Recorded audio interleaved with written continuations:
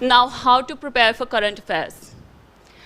In order to prepare for current affairs, I can share with you my strategy, which has been very comprehensive, and people have told me this, that it is very difficult to follow the same. But I would share it with you along with the time I used to give to every component. So my day would always start with a newspaper. I would read the news, I would leave the news which was not very relevant. If there is a news item which comprises of names and personal items, you can always skip that. And if it caters to certain broad strategy, you can always pick that up. So when you are reading the newspaper, classify it, as I've already told you, under the heads as to where the information belongs. Make short note about it, crisp, very, very crisp. For instance, if you're talking about say national monetization pipeline and you see, okay, which ministry is doing it, you can always mention that.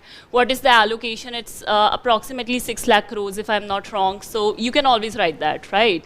So that is all you need to write. You do not write down the entire editorial. You just write pointers and maybe 2 or 3 sentences. You end it. So that's how you begin with your newspaper, which should take you about 30 to 35 minutes, not more than that. Knowing what is to be read and what is not to be read.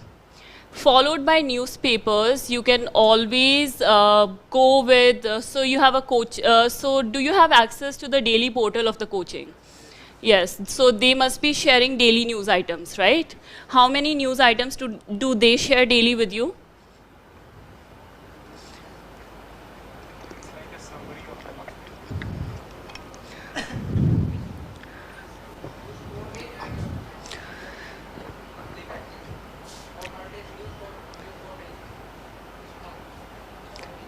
All right, it's a video form. Is it?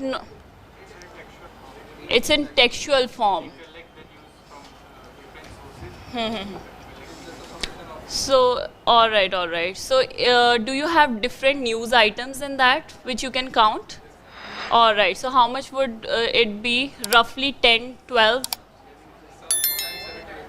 Sometimes 7 to 8, right? So, all you can do is you need to take out like 10 minutes of your day. You need to go through them. If the heading is such that you have already read it in the newspaper, you can always skip that news. But if there is something which you haven't read in your newspaper, which did not come in your newspaper, but maybe the other newspaper which you are not referring to, you can always look it up and maybe include that in your notes as well.